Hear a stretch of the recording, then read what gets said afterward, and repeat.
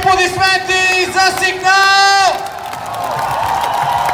За мен е чест и привилегия да бъда тук на тази сцена с тях пред всички вас.